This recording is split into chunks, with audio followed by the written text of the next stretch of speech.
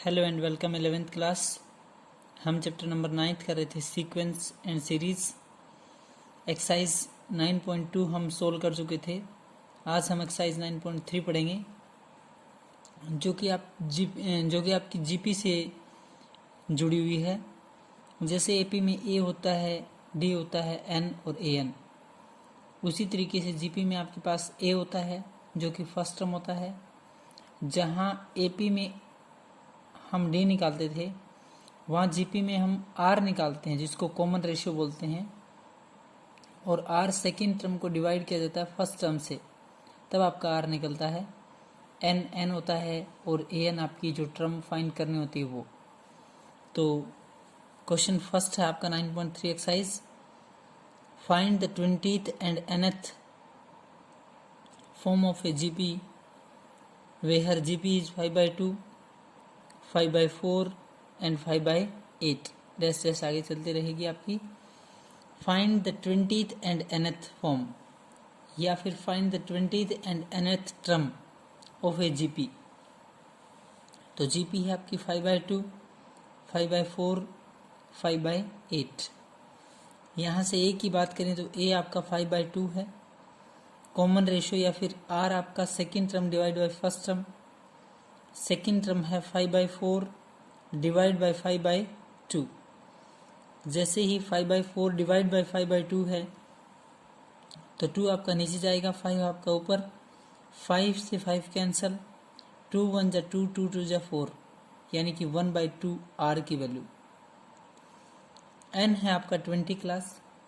Find the 20th and nth term. तो n जब 20 से सोल्व करेंगे तो a N is equal to A R N -1। GP में टर्म निकालने के लिए फॉर्मूला होता है, कई बार यहाँ टी एन लिखा होता है एन टर्म के लिए, ए आर एन -1।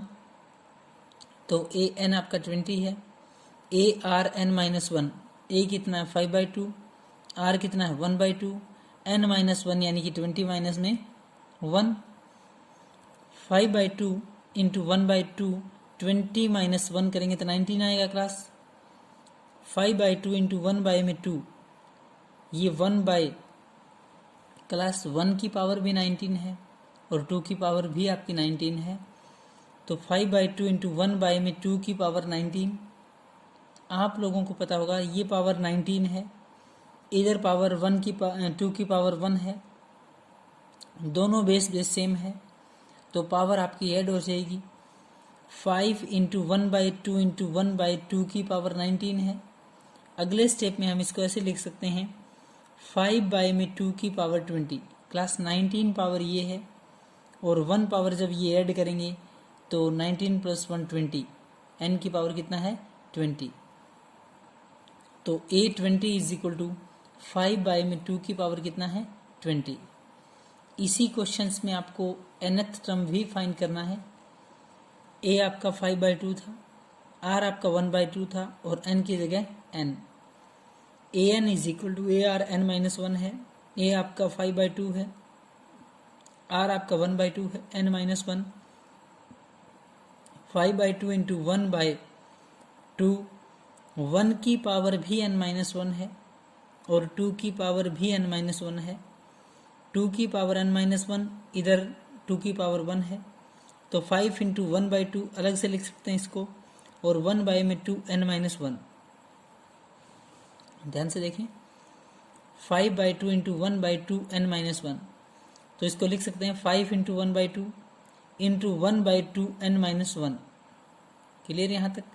5 इंटू में 1/2 n -1 प्लस 1, तो -1 प्लस 1 कैंसर। 5 इंटू 1/2 की पावर n, हम कह सकते हैं कि 5/2 की पावर n। क्लियर यहाँ तक? नेक्स्ट क्वेश्चन देखें क्लास।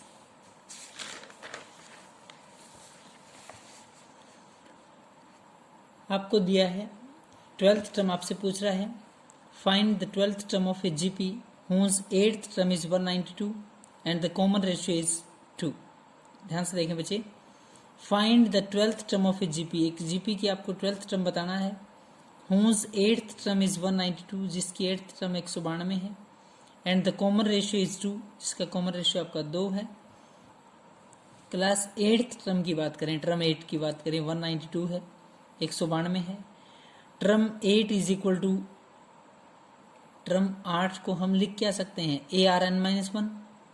ध्यान से सुने, टर्म 8 आपका 192 दे रखा है, 8वीं टर्म 192 है क्लास, तो term 8 is equal to AR8-1, जबकि टर्म 8 है कितना, 192 is equal to ARn-1। Common ratio आपको 2 दे रखा था, तो A इंटू 2 की पावर कितना है, 7। 192 2 की पावर 7 का मतलब 128, 128। A इज इक्वल टू 2 की पावर 7। मैं यहाँ 2 की पावर 7 नहीं लिख रहा हूँ, 2 की पावर 7 ओपन करने के बाद 128 आएगा, वो लिखा है। इसको जैसे ही हम 4 से कैंसिल करेंगे, 4 3 जा 12, 4 2 जा 8, 4 4 जा 16, 3 बचेंगे, एंड 4 8 32 बचेगा। यहाँ 32 है, यहाँ 48 है, 16 से काटेंगे, 16 2 जा 32, 16 3 जा 48, 3 बाय में 2 A की वैल्यू, बोले क्लास A की वैल्यू कितनी है, 3 बाय में 2।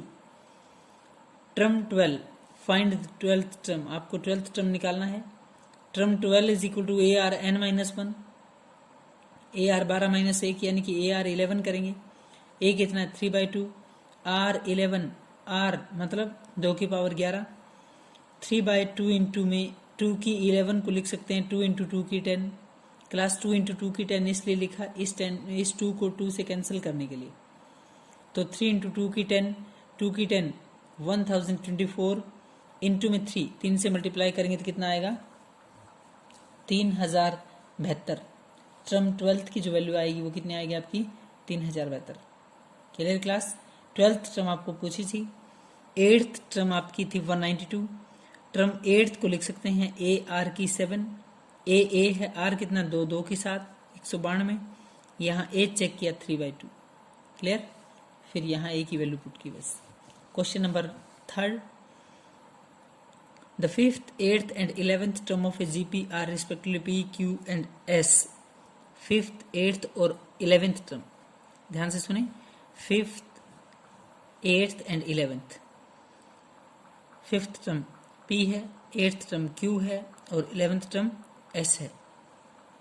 Show that Q square is equal to PS। Q का स्क्वायर किसके इक्वल है, PS के इक्वल, ये आपको प्रूव करके दिखाना है।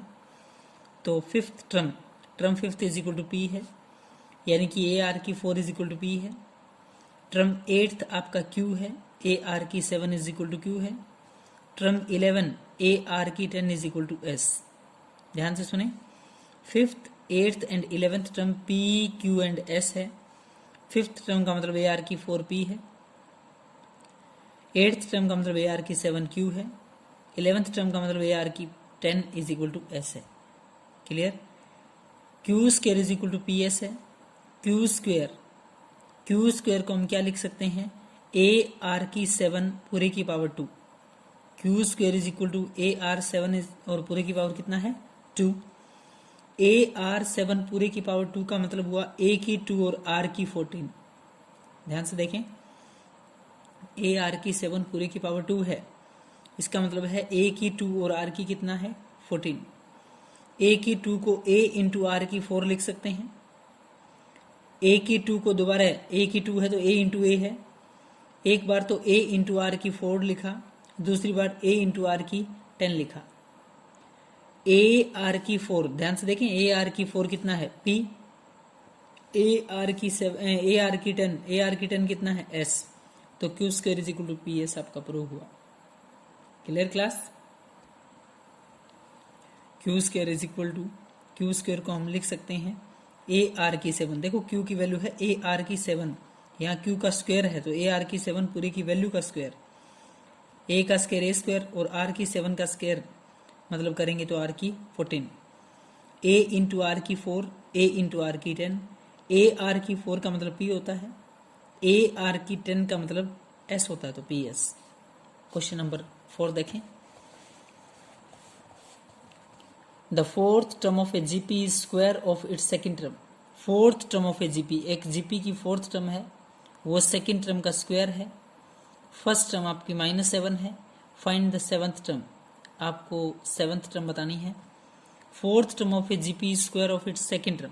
Fourth term of a GP, fourth term of a GP is equal to term second of a GP इसका स्क्वायर। क्लियर हुई बात? फोर्थ टर्म का मतलब ए आर की 3, ए आर की 3 is equal to A R का whole square है। Term 4 of a GP, एक जीपी की fourth term, and term second of a GP का होल स्क्वायर। किसी भी जीपी की फोर्थ टर्म सेकेंड टर्म का होल स्क्वायर के बराबर है। क्लियर? फोर्थ टर्म को ए आर की 3 और सेकेंड टर्म को ए आर पूरे की पावर 2। ए आर की 3, ध्यान से देखें, ए आर की 3 is equal to A R का स्क्वायर है। ए आर की 3 का मतलब हुआ ए आर की 3 is equal to A R की पावर 2 है, तो इसका मतलब ए की भी 2 है और आर की भी 2 है। ध्यान से देखें, ए आर का होल स्क्वायर, ए का भी स्क्वायर आर का भी स्क्वायर। ए से एक ए कैंसिल तो एक ए बचेगा, आर स्क्वायर से 2 आर स्क्वायर कैंसिल हो जाएगा, मतलब आर स्क्वायर कैंसिल हो जाएगा, आर बचेगा। ए से एक ए कैंसिल तो ए बच गया, आर स्क्वायर से आर स्क्वायर कैंसिल तो एक आर बच गया। ए आर के इक्वल है। इसने कहा फर्स्ट टर्म -7 है, फर्स्ट टर्म आपकी -7 या -3। क्लास स्टेटमेंट में आपको आई थिंक -3 गिवन है ये फर्स्ट टर्म, एक बार चेक कर लेना। Where first term is -3, first term आपकी -3 है।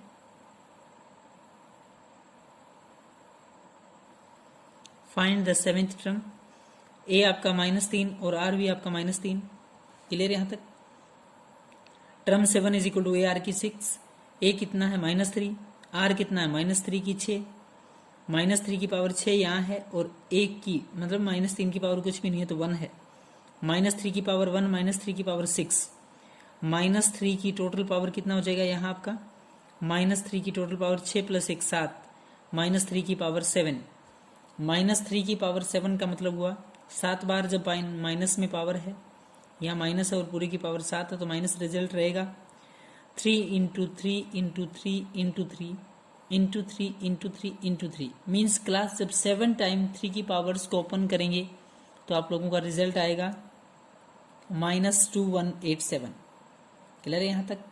Fourth term of a GP, एक जीपी की फोर्थ टर्म यानी कि ए आर की 3, सेकेंड टर्म ए आर उसका होल स्क्वायर इक्वल है। ए आर की 3 is equal to a square r square, a से एक ए कैंसिल तो ए बचा, आर स्क्वायर से आर स्क्वायर कैंसिल तो आर बचा। ए आर के इक्वल है यानी ए की वैल्यू -3 है और आर की वैल्यू भी आपकी -3 है। टर्म 7 आपको फाइंड करना था।